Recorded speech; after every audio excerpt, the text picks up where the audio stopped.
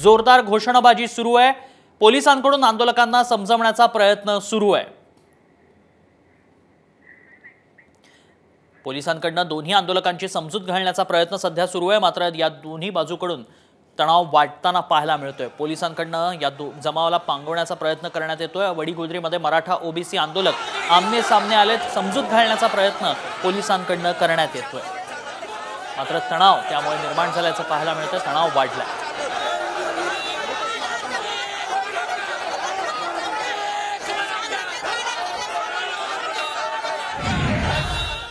एक मराठा लाख मराठा घोषणा देतात आणि एवढंच नाही तर शिवीगाळ करण्याचा सुद्धा प्रयत्न करायला लागलेले आहेत। आम्ही आतापर्यंत या ओबीसी समन्वयक म्हणून या आंदोलकांना आणि ओबीसी बांधवांना सांभाळण्याचा समजवण्याचा प्रयत्न करत आहोत। आमची प्रशासनाला विनंती आहे की या प्रशासनाने या ठिकाणी व्यवस्थितशीर मार्ग त्यांना काढून द्यावा आणि दोन समाज समोरासमोर येणार नाहीत याची दक्षता या ठिकाणी या शासनाने घ्यावी। शांतता राहील सांगितलं पाटलांनी। यापैकी शांतता होणार आहे। पाटलाच्या आदेशाचं पालन सर्व समाज पाटलाच्या आदेशाचं पालन करणार आहे। काही झालेलं काही नाहीये। कुणीही याचा काही गैरसमज करू नये।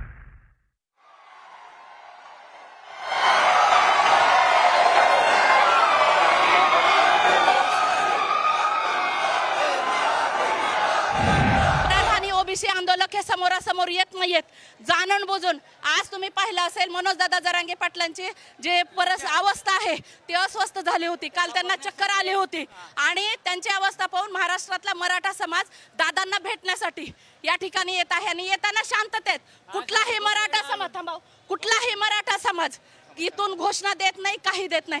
जाणून बुजून आज प्रशासनाने पोलीस या ठिकाणी वाढवले आणि मुद्दामहून मराठ्यांना अडवणूक करण्याचं षडयंत्र यांनी केलं। का अडवलं जातंय? का अडवलं जातंय? काय मराठ्याने त्रास दिला का? गेले 13 महिन्यापासून आंदोलन आहे। 6 दिवसापासून पण आंदोलन आहे। जाणून बुजून मराठ्यांच्याच गाड्या का अडवल्या जातात?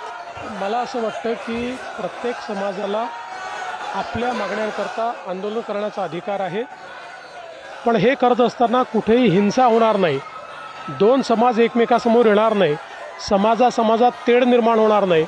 समाजामध्ये कुठली हिंसा होणार नाही याची दक्षता ही त्या समाजाच्या नेत्यांनी किंवा जे आंदोलन करतात त्यांनी घेतली पाहिजे।